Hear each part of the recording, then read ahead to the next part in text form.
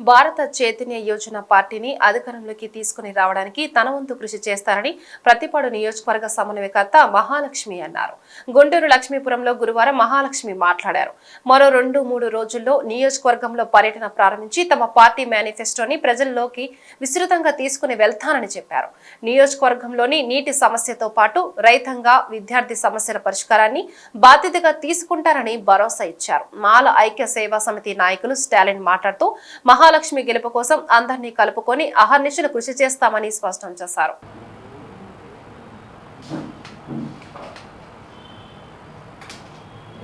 మన BCY party తరఫు నుంచి రామచంద్రరావు గారు మా పార్టీ అధ్యక్షుల వారు ఆదేశాల మేరకు పత్తిపాడు కాన్ఫరెన్సీ ఇన్ఛార్జిగా చేయండమ్మా. మన పార్టీని బలోపేతం చేయండి.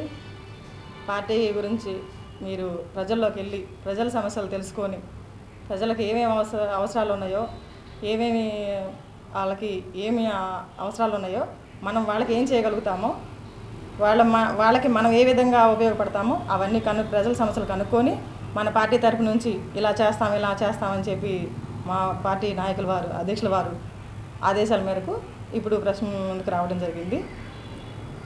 2-3 రోజుల్లో పత్తిపాడు కాన్ఫరెన్సీలో పర్యటన జరగబోతుంది.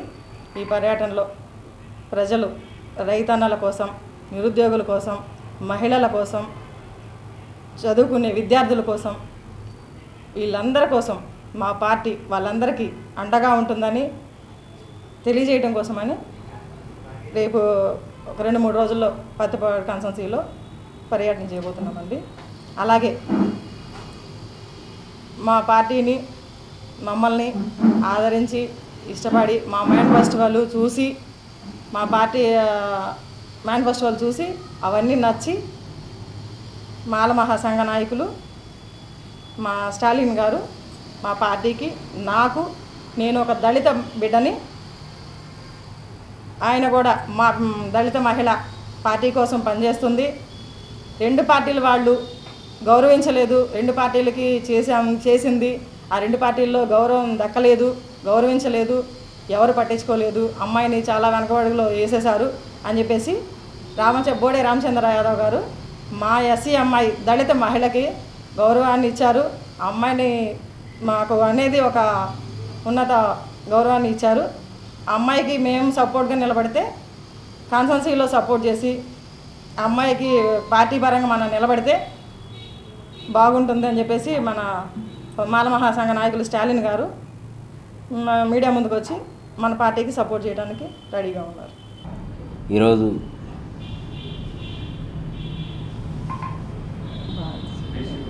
బీసీవై పార్టీ మరి పత్తిపాడు నియోజకవర్గానికి ఎమ్మెల్యే కాన్స్టిట్యున్సీగా నేను పనిచేస్తానని మరి బయటకు వస్తుంది. అంటే ఇక్కడ నేనేం చెప్పదలుచుకున్నానంటే బాబాసాహెబ్ అంబేద్కర్ చెప్పినట్టుగా బీసీలకి ఎస్సీలు తోడుండాలి, ఎస్సీలకి మైనార్టీ తోడుండాలి, బడుగు బలహీన వర్గాలన్నీ ఒకటి అవ్వాలి అంటే భారత రాజ్యాంగంలో రాసినట్లుగా రాజ్యాధికారం రావాలి అంటే వీళ్ళందరూ కలవాల్సిన అవసరం కూడా ఉంది ఈరోజు. అంటే ఇప్పుడు బీసీలకి పార్టీ పెట్టారు, ఆ పార్టీలకి ఎస్సీలు అండగా ఉంటారు అంటే కంపల్సరీగా అండగానే ఉంటాం. పత్తిపాడు నియోజకవర్గంలో ఎవరు వచ్చినా మాలలకు అన్యాయం చేసే పరిస్థితిగానే ఉంది కాబట్టి ఇప్పుడు మా మాల అనే అమ్మాయిని మేము గెలిపించుకుంటాం.